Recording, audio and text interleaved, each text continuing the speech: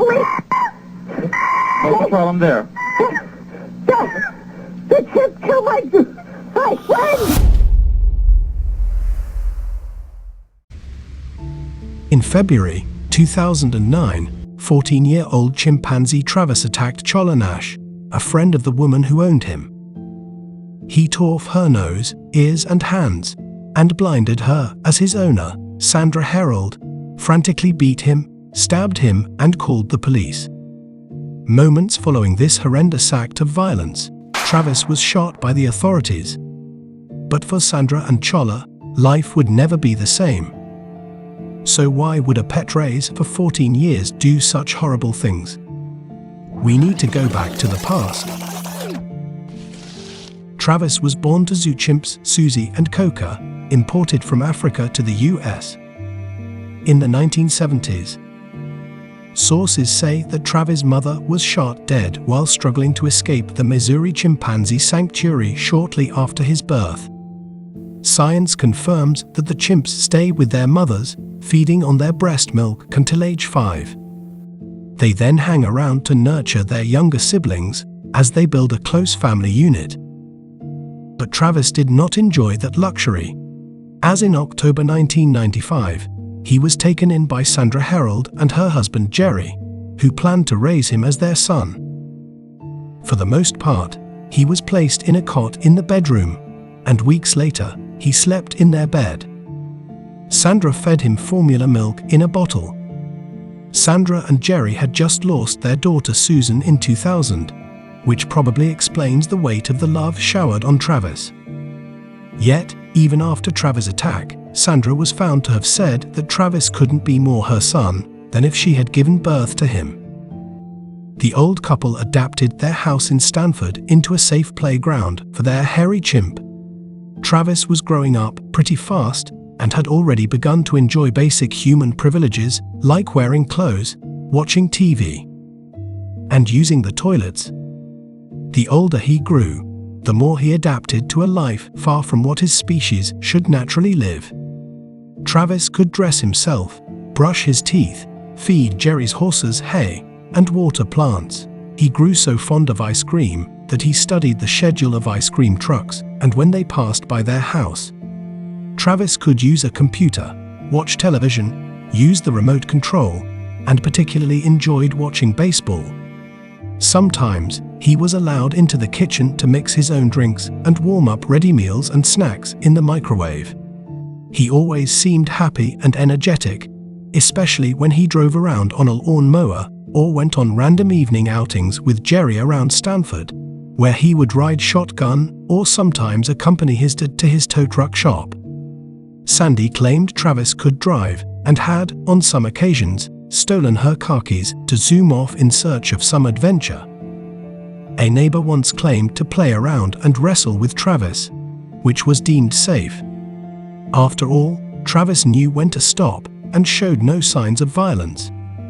However, an incident in 2003 hinted at the scale of damage a chimp could cause. One day in October 2003, Travis jumped out of the Herold's car, holding up traffic as he went loose for several hours. But it wasn't unhinged. It was reported that a pedestrian threw an empty soda can at the car, but it went through the partially open window and hit Travis as they stopped near a traffic light.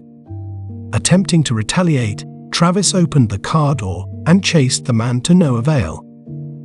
The police soon arrived and lured Travis into the car, but he let himself out each time, sometimes chasing the police officers around the car. It seemed like he was playing in traffic and was merely monkeying around, but the state of Connecticut didn't see it as such. The incident inspired the Connecticut legislature to pass a law prohibiting residents from keeping primates weighing over 50 pounds or 23 kilograms as pets. It required such exotic pet owners to apply for permits in any case. Nevertheless, sources claim that the Department of Environmental Protection didn't consider Travis a public safety risk at the time. In the following year, Jerry Herold died from cancer, which was when things took a different turn for the Herolds. After a long bout of mourning, Sandy developed worries about what would happen to their chimp if she also died. so she wrote to a sanctuary asking them to take her son.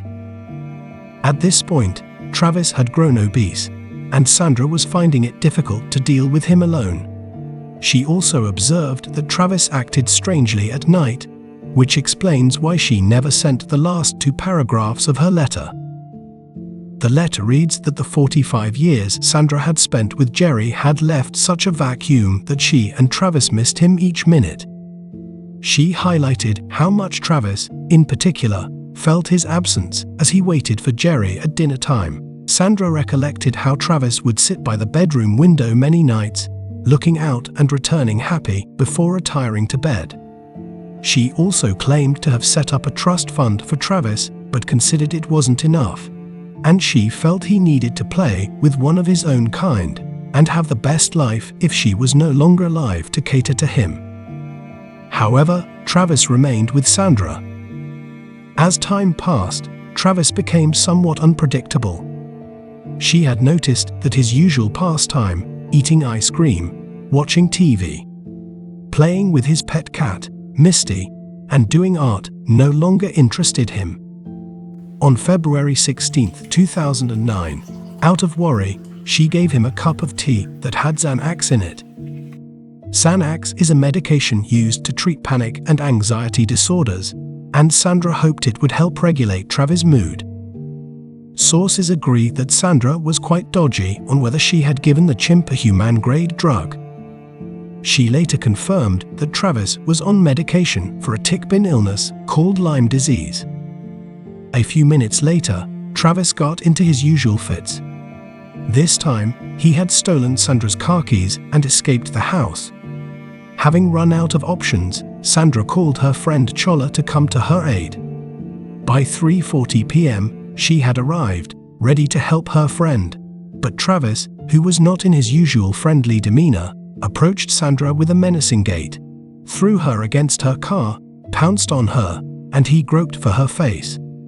Horrified, Sandra wobbled between the duo, trying to separate them somehow, but when it dawned on her how much damage Travis had caused, she merely huddled around them. At the risk of being the next target, she grabbed a shovel and hit him, but Travis didn't halt his deadly assault on the 50-year-old.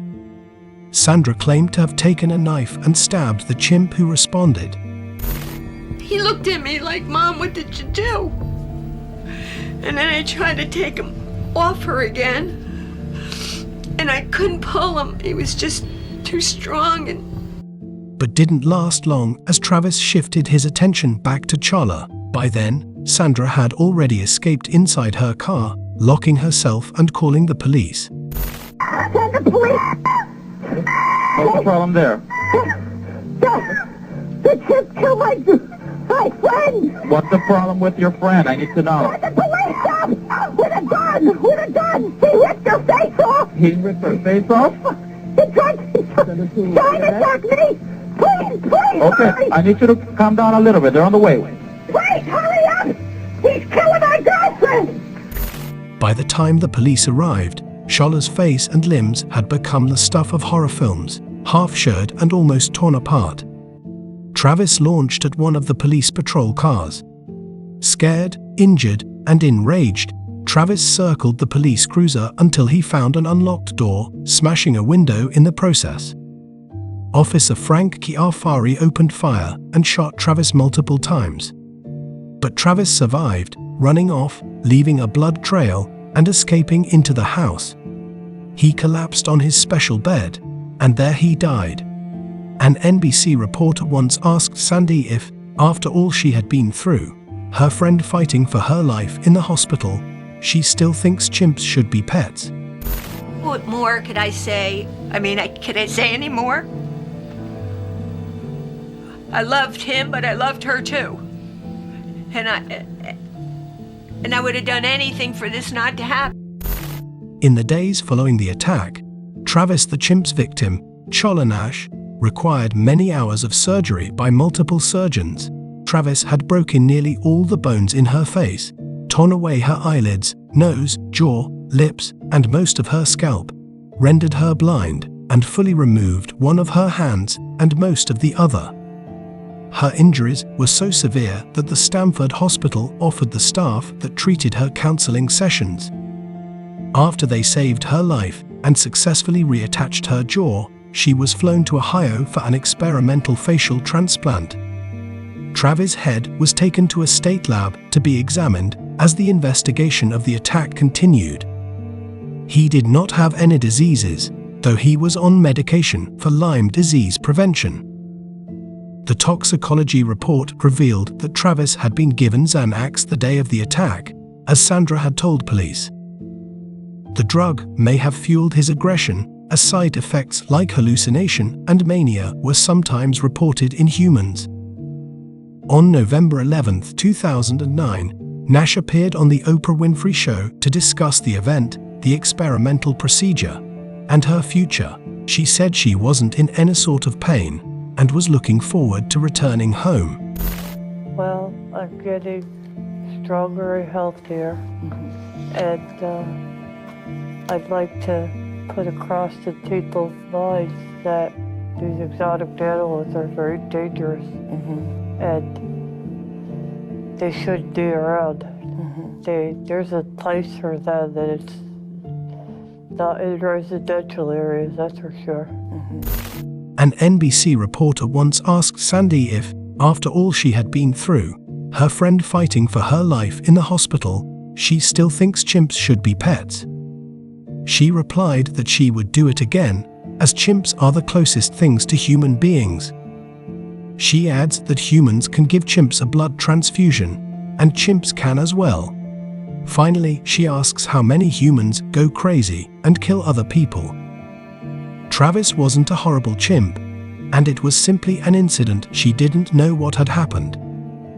But more than 4 years later, Nash has been in the news again this week as she attempts to sue the state of Connecticut for $150 million, arguing that officials knew that Travis was dangerous but did nothing about it.